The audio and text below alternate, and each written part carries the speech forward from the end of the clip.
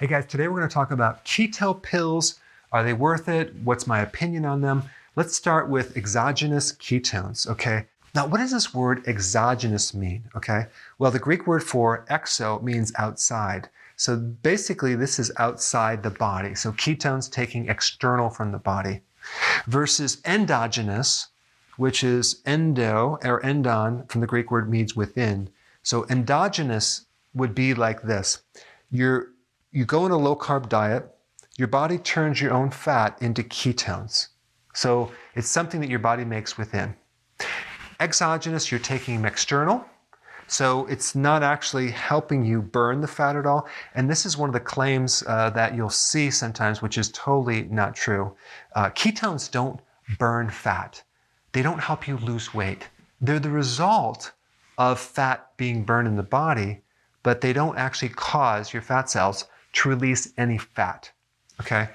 And if you do some searches on this, a lot of times you're going to see now this thing, Shark Tank ketones, to give you the false impression that these ketones were actually on the show, Shark Tank, when they actually were not. And it's a scam. You can actually look it up.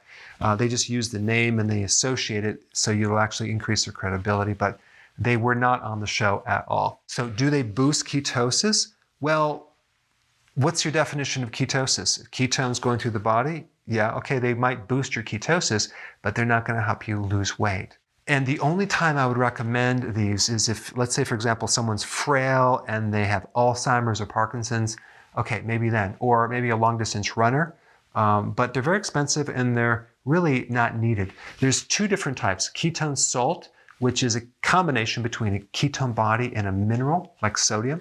And there's ketone esters, which is a combination between a ketone body and a ketone precursor. Ketone salts are the most widely used. Ketone esters are not used as much. Really bad taste with these right here. But they're a bit expensive, and I think that it's much better off if you generate your own ketones by going on a low-carb diet. Okay, number two, electrolytes. One of the challenges with electrolytes is they put the hidden sugar in there a lot of times with maltodextrin or dextrose. I don't know why they do that. Sometimes it's pretty high in sodium, very low in other minerals, especially potassium and magnesium. Our bodies need a lot of potassium, and it's easy to get sodium, but it's really hard to get potassium because you would have to consume 7 to 10 cups of vegetables at least to get that.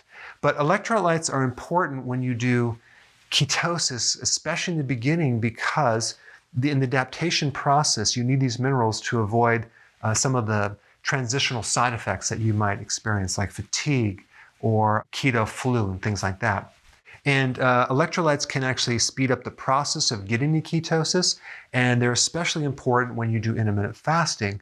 And most people that do keto also do intermittent fasting together, which is a very smart thing.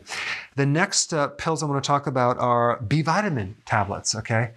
Very, very important when you do keto in the transition phase as you're adapting to fat burning. One of the best sources would be nutritional yeast, because the problem is with B vitamins, most of them are synthetic. And there is a difference between synthetic and natural. The natural ones are a lot more expensive.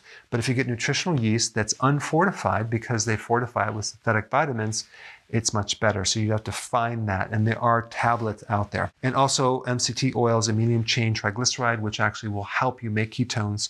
But the only point about this is that, let's say, for example, you're plateauing and you're not losing as much weight, then you probably don't want to take this because your body's going to be turning this into ketones versus your own fat into ketones. A lot of times people put this in their coffee, and just by cutting it out of the coffee, they can speed up more weight loss. All right, and lastly, herbs. A lot of people are taking herbs to support their keto plan, primarily for the reason of improving insulin resistance, because one of the problems that most people have before they're on keto is they have insulin resistance, and so they have blood sugar issues. And just by doing keto in general, you're going to improve insulin resistance. But there are other herbs that help your blood sugars, that help the receptor, and they help the insulin receptor be more receptive so that it's not so resistant anymore. Chromium would be one trace mineral that's really, really important. Bitter melon also can help. Green tea will improve insulin resistance. The herb Gemnema. Okay, so let me talk about that. It's a very bitter herb from India, and I think there's also a Chinese version as well, that is used to help regulate blood sugars. There's a lot of data on this one herb that improves blood sugars that goes way back. At one time, I had a Gemnema spray, and what's interesting about this herb is that when you spray it, it blocks the taste for sweet, okay? So it ruins any pleasure that you would get from consuming sugary foods. And one time I was at an event and I brought it with me, and my wife got really upset because I was showing people this incredible spray.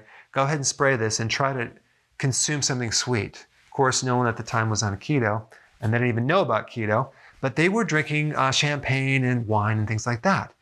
And if you spray this in someone's mouth before they drink some alcohol or champagne or especially wine, it actually, it tastes like vinegar. It'll taste bitter. It just destroys the taste of it. And I kind of ruined that party, and I don't have that product anymore simply because I want people to do actual keto to get rid of their cravings, not to have some gimmick or something that would be like a crutch. Even though a lot of people are asking me like, well, when are you going to have that product again? I'm not going to bring it back.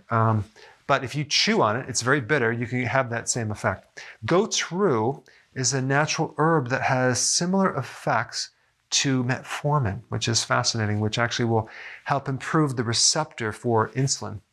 Berberine is another herb that can actually improve the insulin resistance problem. And cinnamon. These are just some herbs and other nutrients that can help. All right, guys, thanks for watching, and I will see you in the next video. So if you're enjoying this content, go ahead and share it with someone that could really benefit from it.